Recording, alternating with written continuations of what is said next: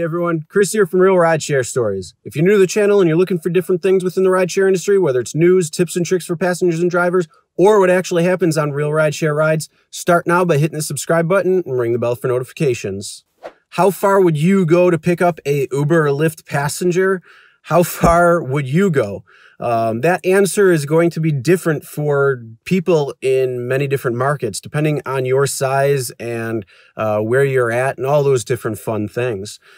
So most people keep it to about 10 to 20 minutes away, depending, again, on your area.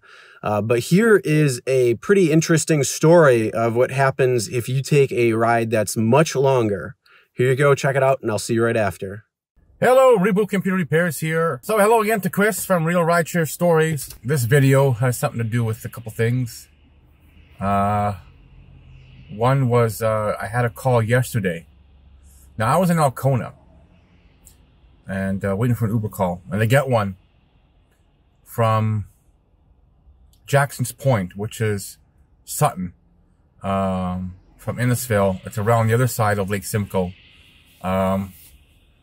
It was about an hour to get there. Just to get there, not for the drop off of the passenger. It was an hour to get to the passenger's house. And the trend I've noticed is if I'm too far away, the ride will cancel and try to rebook again. It's kind of stupid. I didn't get anything. No cancellation, nothing. And I asked them. And I said, hi, I'm an hour away, just so you're aware.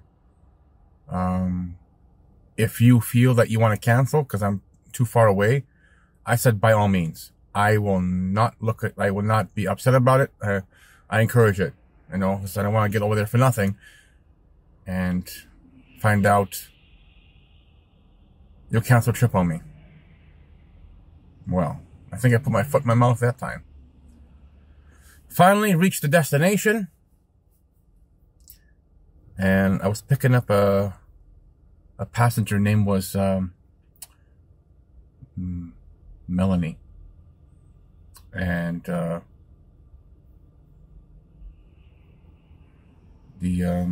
passenger didn't answer the phone. Called twice. I texted. I always text when I reach my destination. I always text at the bottom, I've arrived. Always. I did that. Got nothing. And then a girl came out of the house. And with a little bit of a snobby attitude. She's like, excuse me, why are you in my driveway? And I'm like, cool it down there, lady. I said to myself, I said, yes, I'm with Uber. I'm picking up Melanie. Nope. No. Wait, what do you mean no? Like, does she live here? Is she not home? What's this game? No.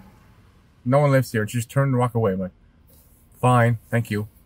So I backed out of the driveway and I parked on the road right in front of that house. Something tells me, because that girl that came out of the house, she looked ready to go. She was going somewhere nice. She was dressed all fancy.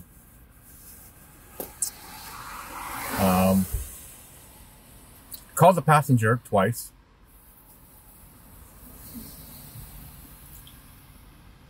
Only to have her cancel on me when I get there. After I've called her twice, cancel. Like, so now I have to drive an hour back to my area. So, I don't like when they do that. Damn. An hour away just to go and pick up a passenger. Now, for me, in my market, in my area, I would never take a 60-minute pickup.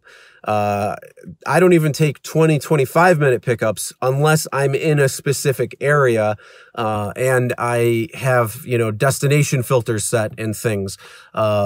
It's very rare that I will go and pick somebody up who is, you know, further away, but it also just depends on where I'm at and what's going on. Because again, there's certain trends within markets, that could play into effect on it. So depending on where you are, you need to know. But where he's located is north of Toronto.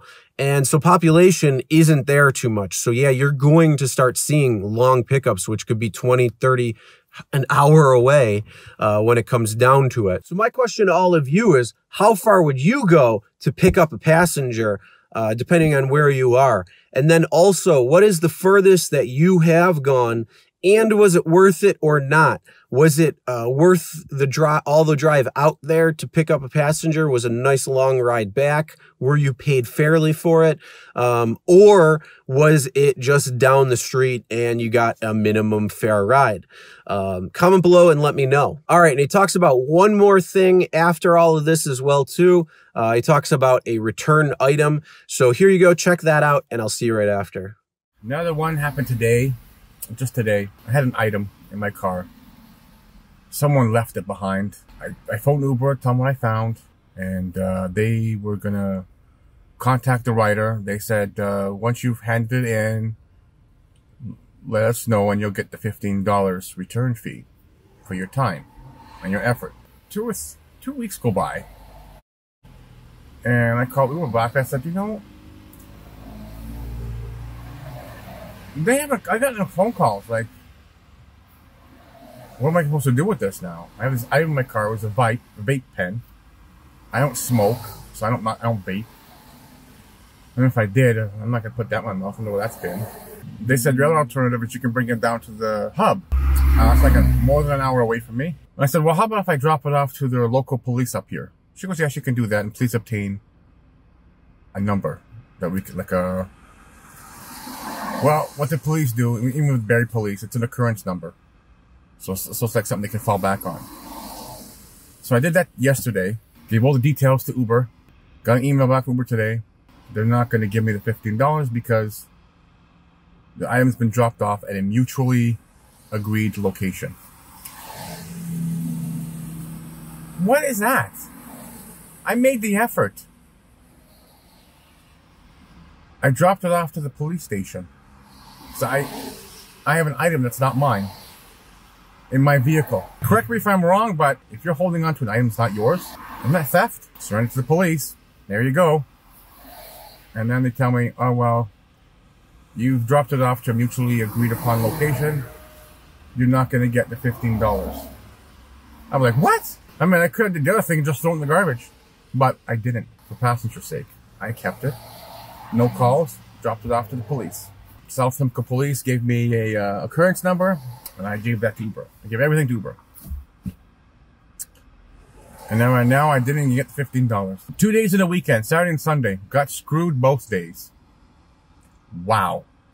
Wow. Another crazy story with a return fee where they're not paying out the fee because of a mutually agreed upon location. That doesn't make any sense to me. Have you heard anything like that? Anytime I returned something, I was able to get the fee no problem. So comment below and let me know if you've heard anything like this, or if this is something just in Canada or something, because that could be it too. But yeah, that's some crazy stuff going on. This guy's not having much luck out there when it comes to certain things. So yeah, I just wanted to share that with you guys because he shared it with me.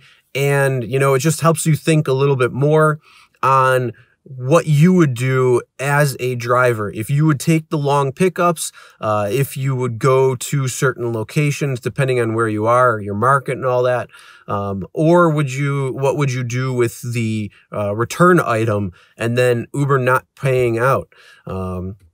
Comment below, let me know, share thoughts. All right, that's the end of today's video.